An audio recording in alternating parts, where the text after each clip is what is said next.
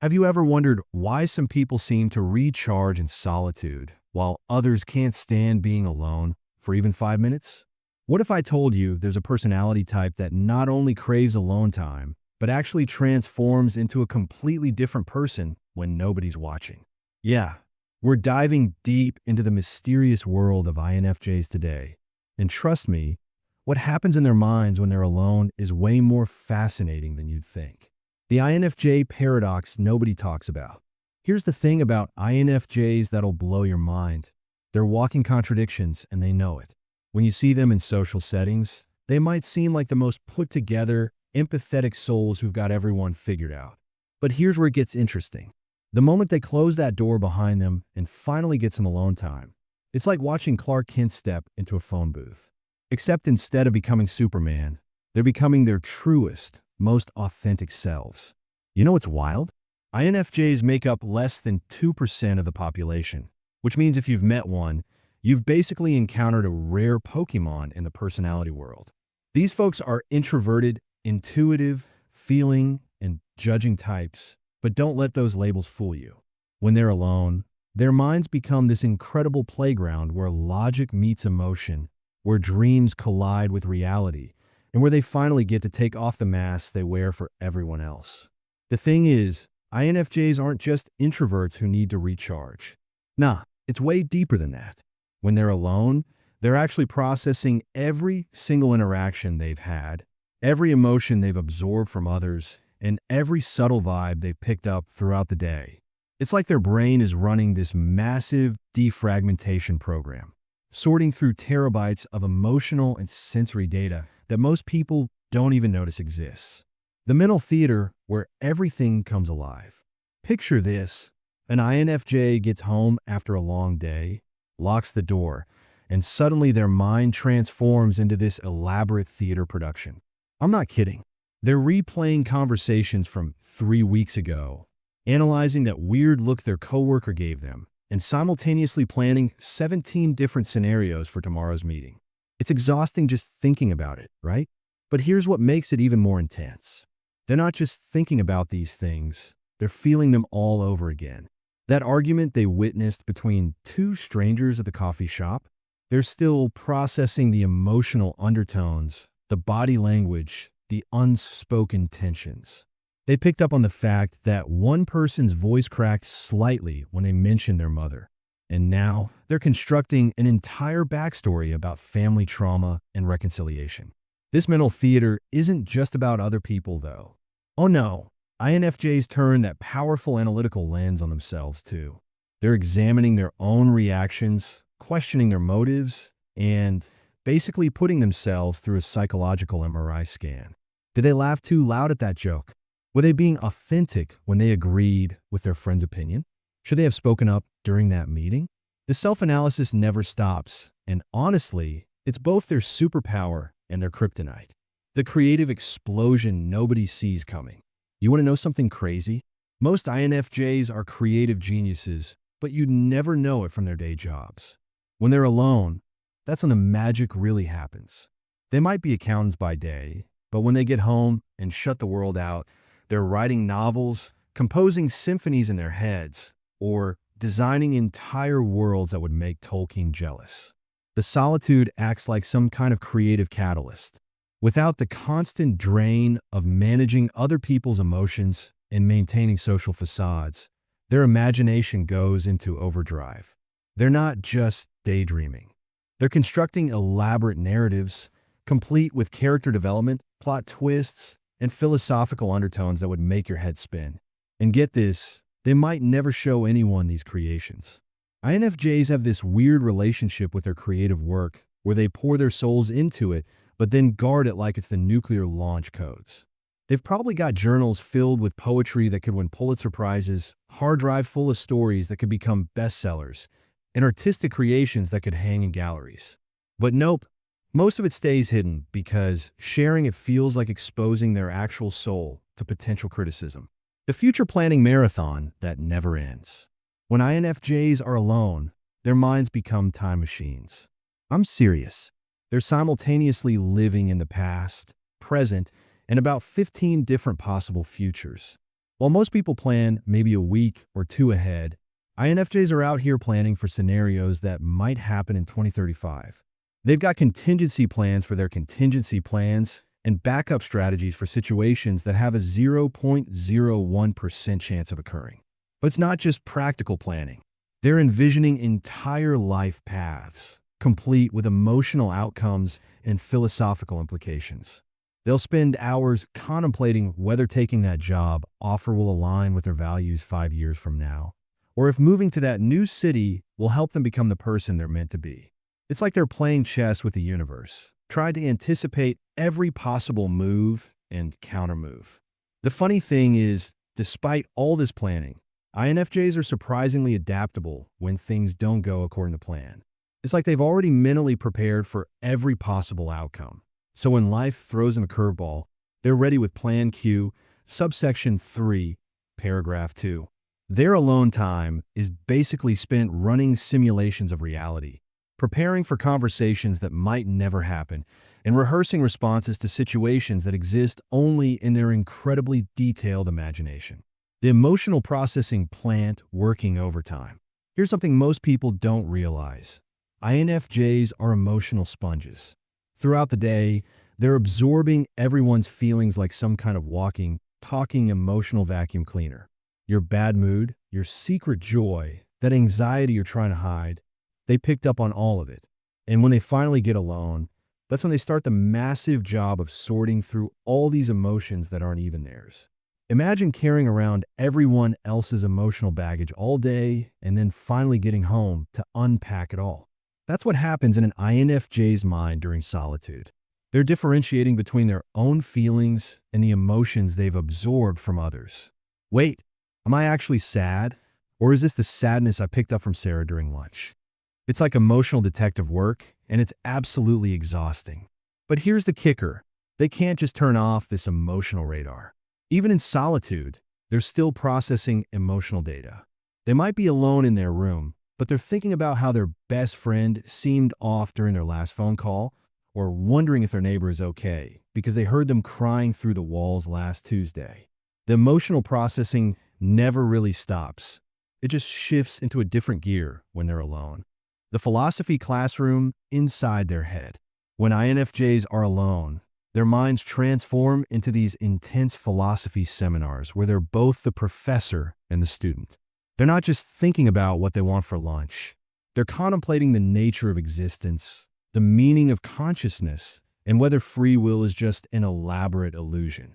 These aren't casual philosophical musings either. INFJs go deep, like Mariana Trench deep. They're connecting dots between ancient wisdom and modern science, finding patterns between seemingly unrelated concepts, and basically trying to solve the puzzle of human existence while everyone else is watching Netflix. They'll spend hours pondering questions like, what is the nature of authentic living? Or how can individual consciousness contribute to collective evolution? And you know what's really wild? They're having full-blown debates with themselves.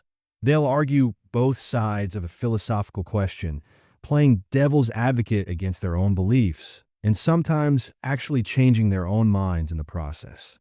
It's like watching someone play chess against themselves and somehow still being surprised by the outcome. The pattern recognition supercomputer. INFJs have this uncanny ability to spot patterns that others miss. And when they're alone, this ability goes into hyperdrive. They're connecting dots between things that happen years apart, finding recurring themes in their relationships, and basically seeing the matrix code of human behavior. This pattern recognition isn't limited to their personal lives either. They're analyzing societal trends, predicting where humanity is headed, and often seeing problems coming long before they materialize.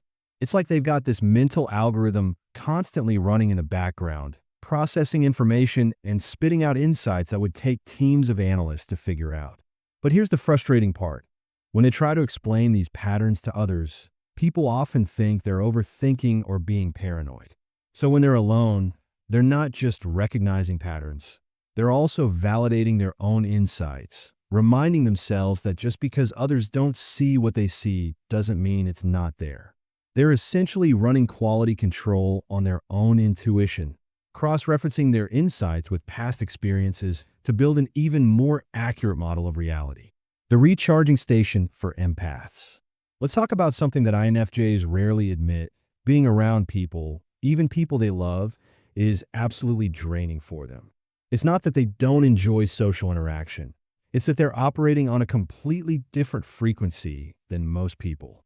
When they're in social situations, they're not just participating. They're managing multiple layers of interaction, reading subtext, managing their own presentation, and absorbing everyone's emotional states. So when they finally get alone, it's like plugging their phone into a supercharger.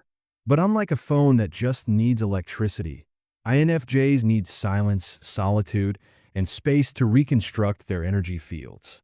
They're not just physically resting, they're energetically rebuilding themselves from the ground up. This recharging process is actually pretty complex. They're releasing emotional energy that isn't theirs, strengthening their own boundaries, and basically performing energetic hygiene. Some INFJs actually visualize this process, imagining shields going up, energy returning to their core, or even picturing themselves surrounded by protective light.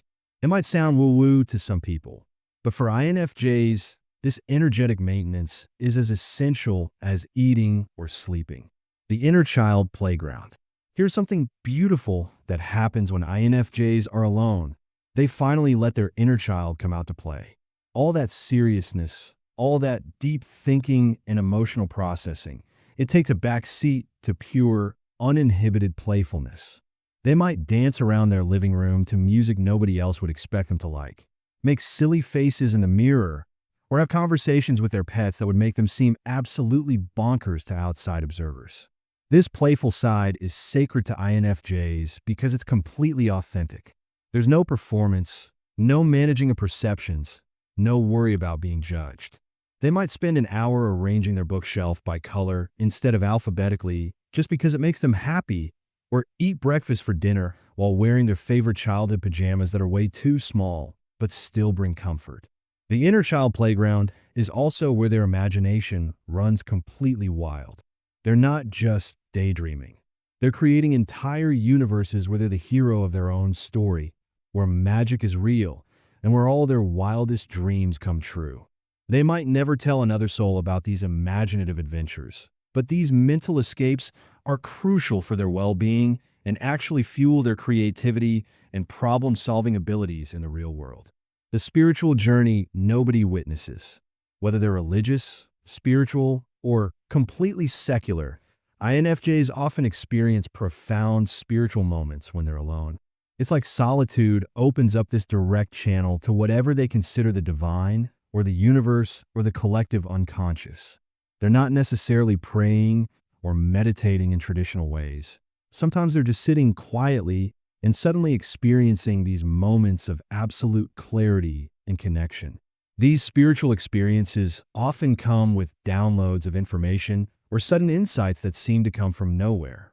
They'll be doing something mundane like washing dishes, and suddenly they'll understand exactly what they need to do about that problem that's been bugging them for months. Or they'll have this overwhelming sense of connection to all living things that brings them to tears. The thing is, these experiences are so personal and profound that INFJs rarely share them with others. How do you explain that you had a conversation with the universe while folding laundry? How do you tell someone that you suddenly understood your life purpose while staring at a tree? So these spiritual journeys remain private, adding another layer to the rich inner world that INFJs inhabit when they're alone. The shadow work nobody talks about. When INFJs are alone, they're often doing intense shadow work without even realizing that's what it's called. They're confronting parts of themselves they don't like, examining their own darkness, and trying to integrate all aspects of their personality into a coherent whole. This isn't fun work. It's actually pretty brutal. They're facing their own hypocrisy, their hidden motivations, their suppressed anger, and all the parts of themselves they try to keep hidden from the world. While everyone else is binge-watching TV shows, INFJs are performing psychological surgery on themselves, trying to understand why they reacted that way to that comment, or why certain situations trigger them so intensely. This shadow work is exhausting but necessary for INFJs. They have this deep need for authenticity and integration, and they can't achieve that without facing their own darkness. So they sit with uncomfortable feelings, they examine their own prejudices and assumptions, and they basically put themselves through voluntary psychological torture in the name of growth and self-awareness. The decision-making laboratory. You know how some people can make decisions quickly and move on? Yeah, that's not INFJs. When they're alone, their mind becomes this elaborate decision-making laboratory where every choice is analyzed from 17 different angles, tested against their values, examined for long-term consequences, and measured against their vision of their ideal self. Even simple decisions can become complex philosophical quandaries. Should they buy organic vegetables, even though they're more expensive? What are the ethical implications? What about the environmental impact? How does this align with their values? What would their ideal self do? By the time they've made a decision about tomatoes, they've basically written a thesis on consumer responsibility and sustainable living. But here's what's interesting. Despite all this analysis, INFJs often end up making decisions based on their gut feeling anyway. All that mental processing isn't wasted, though. It actually helps them trust their intuition more because they've thoroughly examined all the logical angles and still come back to what feels right. The memory palace of emotions. INFJs have this incredible ability to recall not just events, but the exact emotional texture of moments from years ago. When they're alone, they often take trips through this memory palace, revisiting significant moments and re-experiencing them with stunning clarity. They remember not just what happened, but how the light looked, what the air smelled like, and most importantly, exactly how everyone felt. These memory journeys aren't always voluntary. Sometimes a song, a scent, or even a particular quality of silence will transport them back to a specific moment. And suddenly they're 15 years old again, feeling all the confusion and intensity of that particular Tuesday afternoon when something shifted in their understanding of the world. This emotional memory palace serves multiple purposes. It helps them understand patterns in their life, recognize recurring themes, and sometimes finally understand things that didn't make sense at the time. It's like they're constantly updating their understanding of their own story, adding new layers of meaning to old experiences as they gain new perspectives. Conclusion: the beautiful complexity of the INFJ mind. So there you have it, a glimpse into what really happens inside an INFJ's mind when they're alone. It's not just quiet reflection or simple recharging. It's a complex, multifaceted experience that involves emotional processing, creative exploration, philosophical inquiry, spiritual journey, and intense self-examination all happening simultaneously. The solitude that INFJs crave isn't about escaping from the world. It's about diving deeper into it from safe distance. It's about processing life at a depth that most people never experience, understanding connections that others miss, and constantly evolving into more authentic versions of themselves. If you're an INFJ reading this, hopefully you feel seen and understood. Your need for solitude isn't a weakness or a character flaw. It's an essential part of how you process the world and contribute your unique gifts to it. And if you're not an INFJ, but you know one, maybe now you understand why they need that alone time so desperately. They're not avoiding you. They're doing the intense inner work that allows them to show up as the insightful, empathetic, and genuinely caring people you know and love. The next time you see an INFJ disappearing into their solitude, remember that they're not just recharging. They're embarking on an inner adventure that's just as real and important as anything happening in the external world. In fact, it's during these solitary moments that INFJs often discover the insights, creative solutions, and deep wisdom that they eventually share with the world, making all of our lives richer and more meaningful.